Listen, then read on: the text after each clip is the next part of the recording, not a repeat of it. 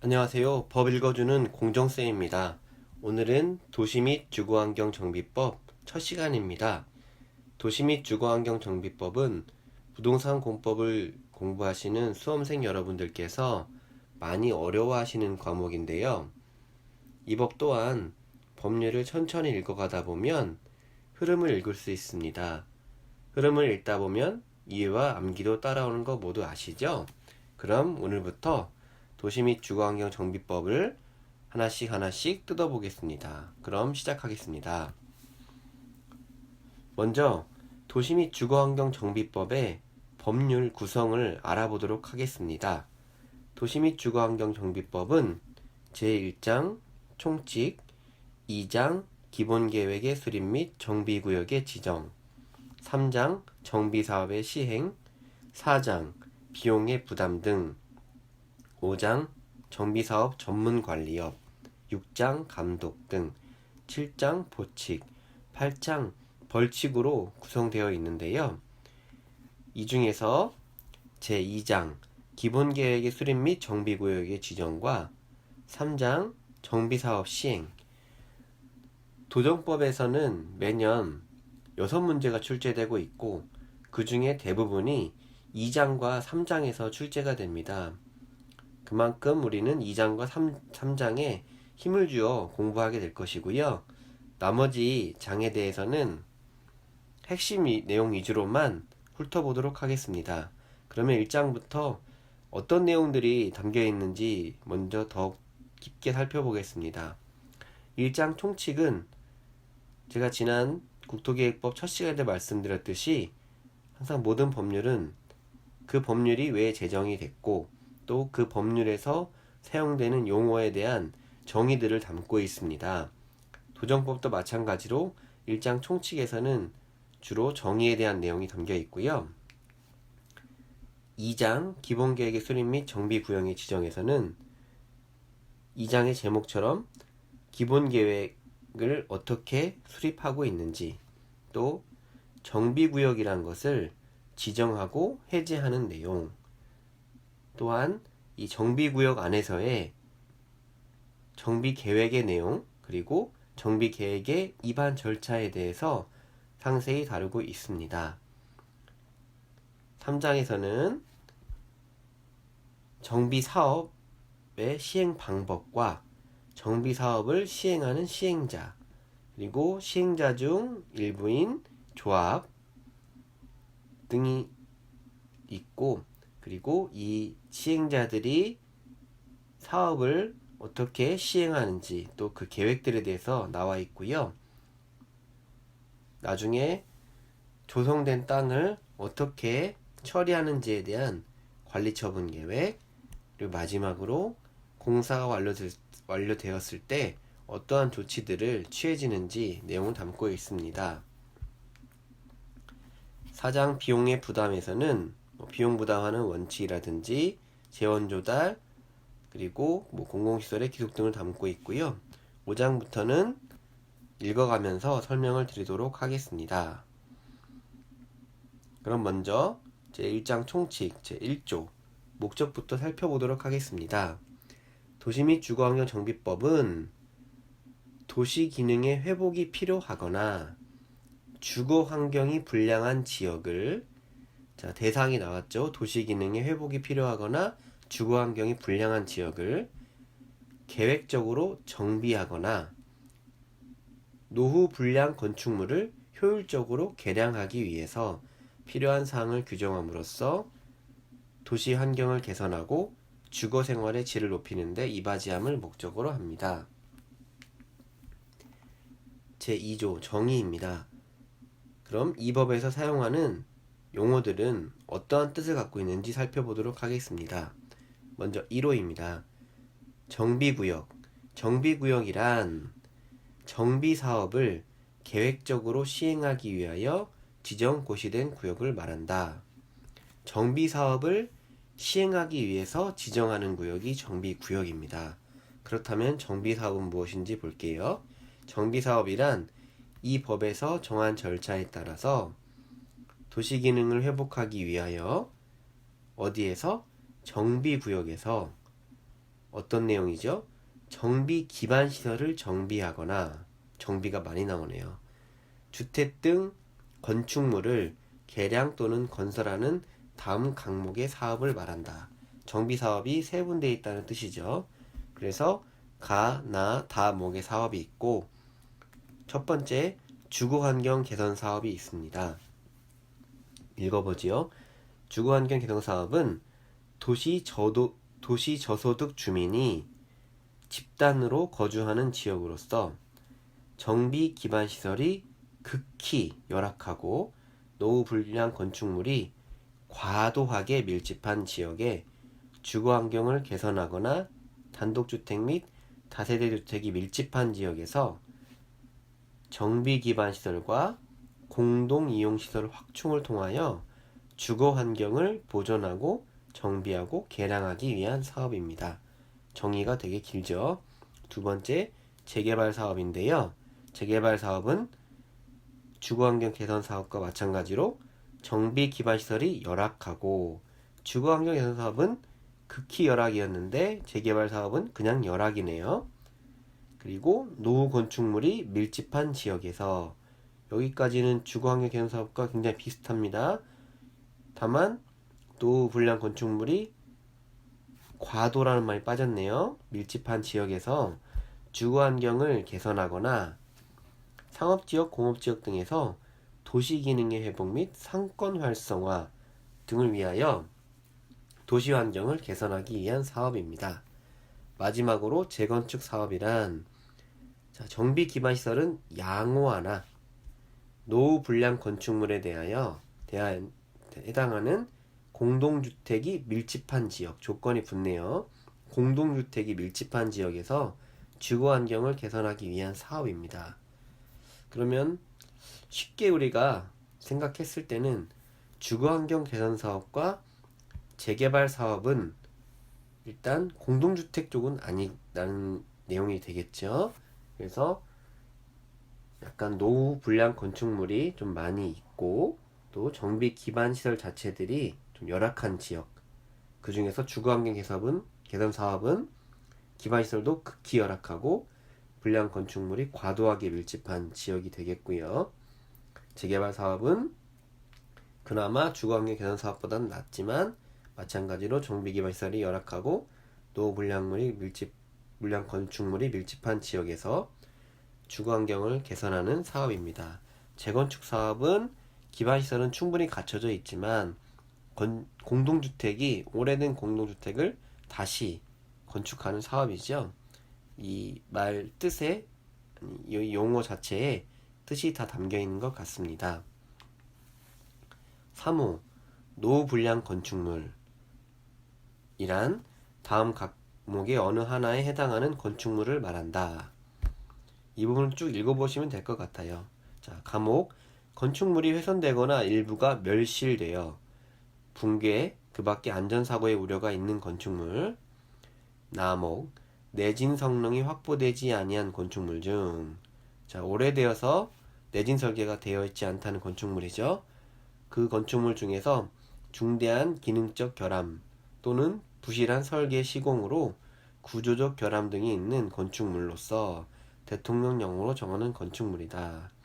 다목, 다음의 요건을 모두 충족하는 건축물로서, 지방자치법에 따른 서울특별시, 광역시 및 특별자치시를 제외한 인구 50만 이상의 대도시 조례로 정하는 건축물,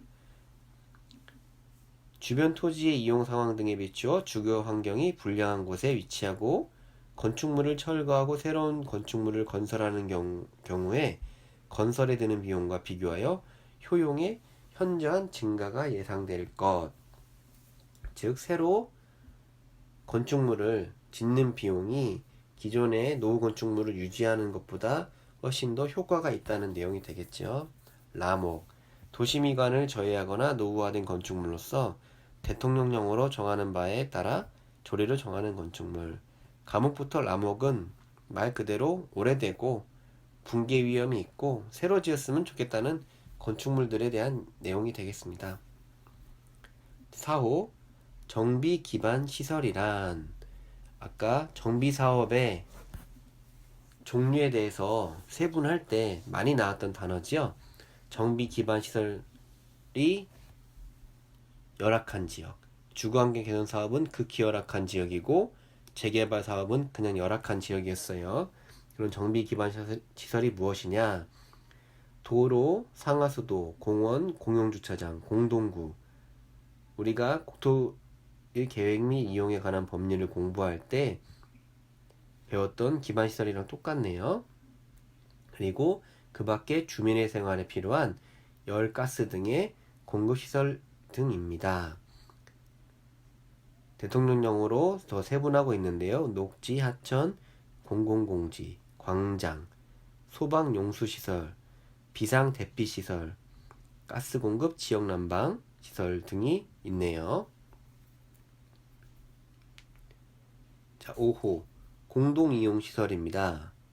공동이용시설이란 말 그대로 주민이 공동으로 사용하는 놀이터, 마을회관, 공동작업장, 그 밖에 공동으로 사용하는 구판장, 세탁장, 화장실 및 수도, 그리고 타가소, 어린이집, 경로당 등 노유자 시설 등이 있습니다. 6호 대지란 정비 사업을 통하여서 만들어진 땅을 대지라고 하지요.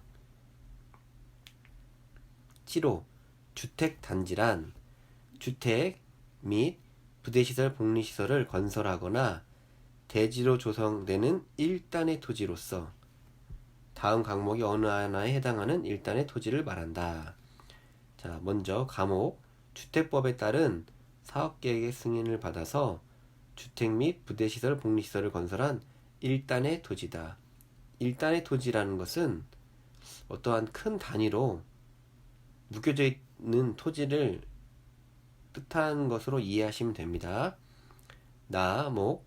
과목에 따른 일단의 토지 중, 즉 주택법에 따라서 사업계획 승인을 받은 주택 및 복리시설이 설치되어 있는 토지죠. 그 토지 중에서 국토계획법에 따른 도시군 계획시설인 도로나 그 밖에 이와 유사한 시설로 분리되어 따로 관리되고 있는 각각의 토지다. 그리고 다목도 그 토지 둘 이상이 공동으로 관리되고 있는 경우 그 전체 토지를 말하고, 라목은 67조에 따라서 분할된 토지, 분할되어 나가는 토지, 마목은 건축법에 따라서 건축 허가를 받아 아파트 또는 연립주택을 건설한 일단의 토지, 말 그대로 아파트들이 지어진 토지를 말합니다. 쉽게 얘기해서 8호 사업 시행자란 이 법에서는 정비 사업을 시행하는 자를 말합니다. 9호 토지 등 소유자란 다음 항목의 어느 하나에 해당하는 자를 말한다. 다만 자본시장과 금융투자에 관한 법률에 따른 신탁업자가 사업 시행자로 지정된 경우 토지 등 소유자가 정비 사업을 목적으로 신탁업자에게 신탁한 토지 또는 건축물에 대하여는 위탁자를 토지 등 소유자로 봅니다.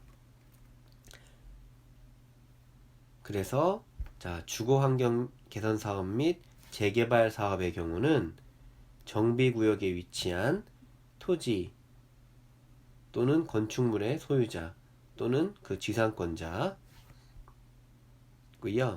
재건축 사업의 경우에는 정비구역에 위치한 건축물 및 그 부속 토지의 소유자를 말합니다. 주거환경 개선 사업과 재개발 사업은 약간 토지를 새롭게 조성하는 사업이기 때문에 정비구역에 위치한 토지가 들어가는 것이고요. 재건축 사업은 토지보다는 건축물, 공동주택 건설 사업이기 때문에 건축물 및 그 부속 토지의 소유자를 토지 소유자라고 보고요. 아까 9호 단서 조항에서 무슨 뜻이냐면 토지 등 소유자가 직접 사업 시행자가 되는 것이 아니고 대신해서 신탁회사들에게 맡겼을 때 이런 경우에는 정비사업 목적으로 맡겼을 때는 그런 신탁한 토지 건축물에 대해서는 위탁자를 토지 등 소유자로 본다는 뜻입니다.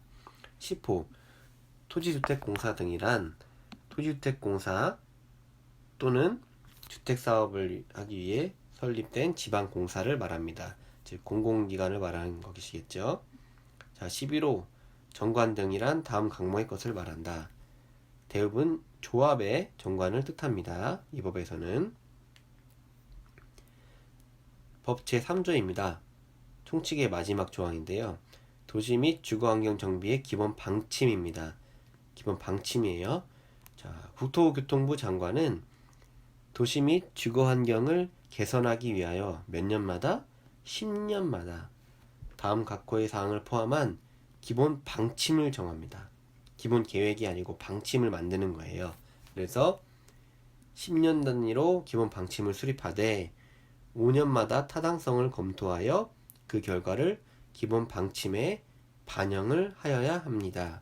그래서 기본 방침의 내용에는 이 도시 정비에 대한 국가 정책 방향, 또 도시 및 주거환경 정비 기본 계획의 수립 방향, 3호 노후 불량 주거지 조사 및 개선 계획의 수립, 4호 도시 및 주거환경 개선에 필요한 재정 지원 계획, 그 밖에 도시 및 주거환경 개선을 위하여 필요한 사항으로서 대통령령으로 정하는 사항이라고 되어 있지만 아직 시행령에서 만들어지지 않았습니다.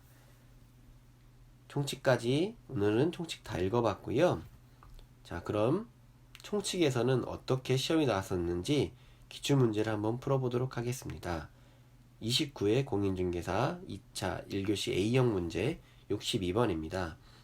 도시 및 주거환경 정비 법령상 주민이 공동으로 사용하는 시설로서 공동이용시설에 해당하지 않는 것은, 우리가 앞에서 정의를 살펴볼 때 정비 기반 시설이 있었고요. 그리고 주민이 이용하는 공동이용시설이 있었습니다. 어떤 것들이 있었는지 기억하시나요? 자, 법 제2조 정의에서 5호에 공동이용시설이란 주민이 공동으로 사용하는 놀이터, 마을회관, 공동작업장, 그 밖에 대통령령으로 정하는 시설에서 공동으로 사용하는 구판장, 세탁장, 화장실 및 수도, 2호 타가소, 어린이집, 경로당 등 노유자 시설. 그러면 답이 나와 있죠? 자, 유치원입니다. 유치원이 왜 노유자 시설이 아닐까요? 이거는 우리가 건축법에서 알 수 있는데요. 유치원과 어린이집은 되게 비슷한 개념처럼 보이지만 시설 분류에서는 엄연히 다른 시설이 되겠습니다. 유치원은 학교, 초등학교, 중학교, 고등학교, 대학교 같은 학교에 포함이 되는 것이 유치원이고요. 어린이집은 노유자 시설로 구분이 되어 있습니다. 그래서 굉장히 비슷한 개념이지만 시설 분류상에서는 완전히 다른 시설이 되겠습니다. 이해가 쉽게 돕기 위해서 학교의 병설 유치원을 생각하시면 될 것 같아요. 유치원은 학교 시설이다, 그렇게 생각하시면 될 것 같고, 그래서 정답은 1번 유치원이 되겠습니다. 자, 오늘 짧게 도시 및 주거환경 정비법 총칙에 대해서 공부했고요. 다음 시간부터 우리 중요한 정비구역부터 들어가 보도록 하겠습니다. 오늘도 시청해 주셔서 감사합니다.